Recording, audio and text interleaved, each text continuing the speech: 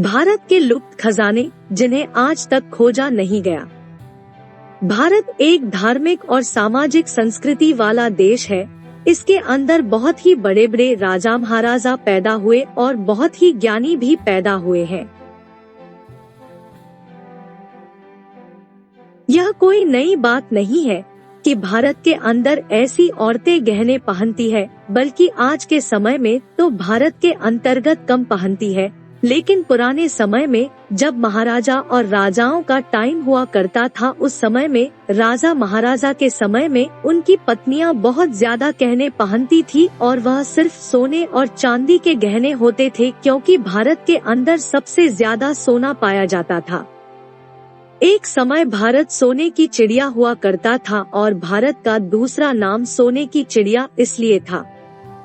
कुछ समय ऐसा आया जो कि भारत के अंदर से सोना चांदी गायब कर दिया गया। गायब नहीं बल्कि भारत को लूट लिया गया।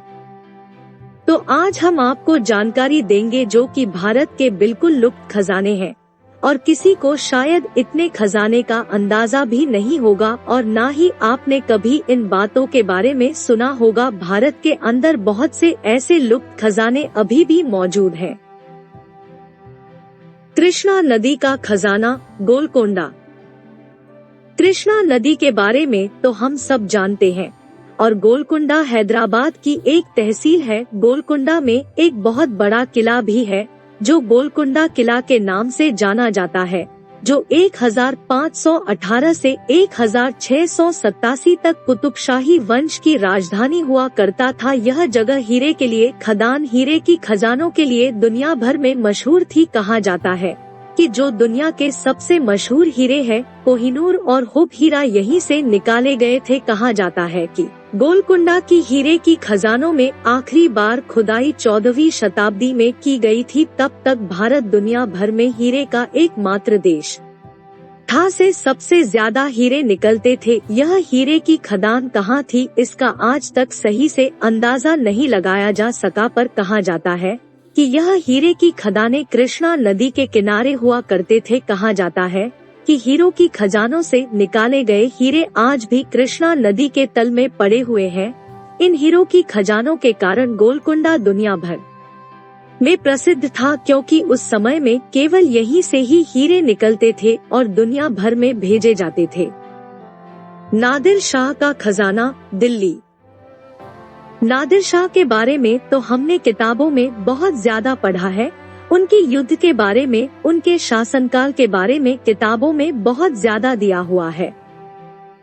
नादिर शाह संसद 1736 में ईरान के शासक हुआ करते थे। सन 1739 में भारत पर आक्रमण किया। उन्होंने 50,000 सैनिकों के साथ दिल्ली पर हमला किया। इस आक्रमण में दिल्ली में बहुत ज्यादा लोगों को मारा और काफी लूट मचाई। कहा जाता है उनका युद्ध का मकसद था कि दिल्ली को लूटा जाए और इस पर शासन किया जाए, पर वह उसने दिल्ली को लूटा तो जरूर प्रशासन नहीं कर पाया कि नादिर शाह ने जो दिल्ली को लूटा था उसको ले जाने में उनके कारणों की 240 किलोमीटर तक लाइन लग गई। और कहा जाता है कि जब नादिर शाह दिल्ली को लूटकर वापस जा रहे थे तो उनके ही तंबू में उनके सैनिकों ने उनकी हत्या कर दी और नादिर शाह के मरने के बाद यह खजाना अहमद शाह दुर्रानी के हक में चला गया।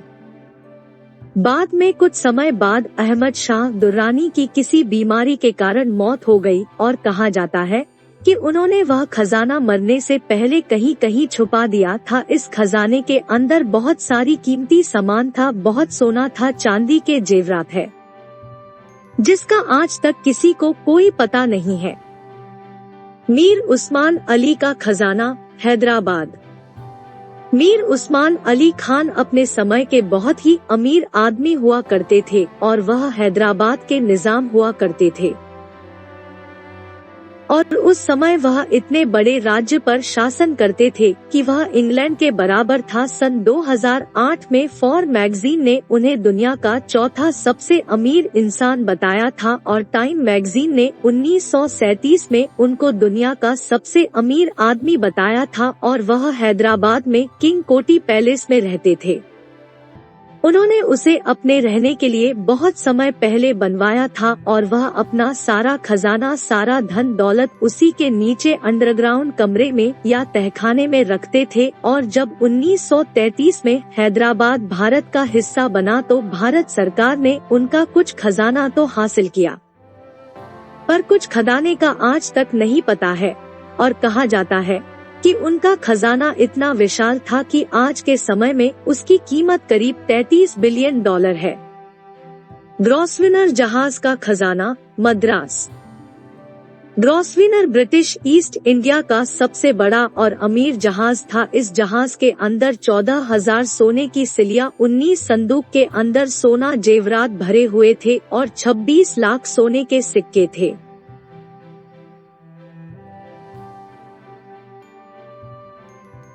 यह जहाज चेन्नई से इंग्लैंड के लिए श्रीलंका के रास्ते रवाना हुआ था, लेकिन यह 1782 में दक्षिण अफ्रीका केपटाउन से 700 मील दूर समुद्र में डूब गया। और कहा जाता है कि वह खजाना आदमी समुद्र के अंदर पड़ा हुआ है।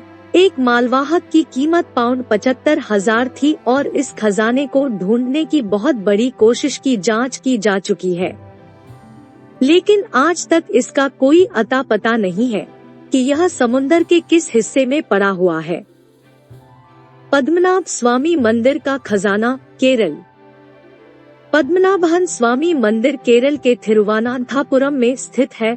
वह पूरी दुनिया में सबसे पैसे वाला हिंदू मंदिर है। यह मंदिर उस समय चर्चा के अंदर आ गया जब सुप्रीम कोर्ट के आर्डर के ऊपर इसका भूमिगत कमरा खोला गया, जिसके अंदर 6 तिजोरियां थी। उनमें से 5 तिजोरियां खोल दी और सरकारी कर्मचारियों की आंखों के सामने इतना खजाना दिखाई दिया कि कोई सोच भी नहीं सकता था। इतने सोने, जेवरात, हीरे और बहुत कुछ। उस समय उस खजाने की कीमत 22 अरब डॉलर लगाई गई थी। अभी छठी बाकी है और जब 6 तिजोरी को खोला तो उसके अंदर एक लोहे की दीवार मिली।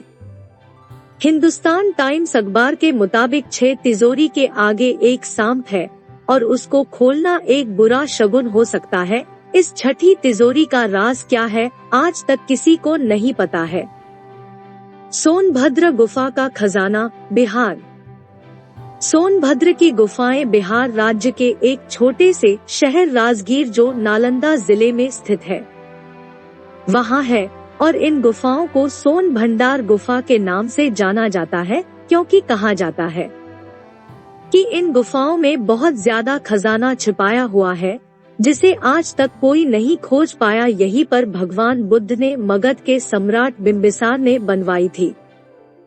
कहा जाता है कि यह गुफाएं खजाना छिपाने के लिए ही बनाई गई थी और राजा ने सारा खजाना अपना इन गुफाओं में छिपाया था कि जब गुफा में प्रवेश किया जाता है तो पश्चिमी दीवार की तरफ एक कमरा है, उसके सामने एक दीवार है और इस कमरे के पिछली दीवार से खजाने तक का पहुंचने का रास्ता जाता है। इस रास्ते का प्रवेश द्वार पत्थर के बड़ी चट्टान नुमा दरवाजे से बंद किया हुआ है, जिसको आज तक नहीं खोल पाया कोई। अंग्रेजों ने इस दरवाजे को खोलने की कोशिश की थी तोपों के द्वारा, पर वह नाकाम रहे और आज भी तोपों के गोलों के निशान इस दीवार पर देखे जा सकते हैं।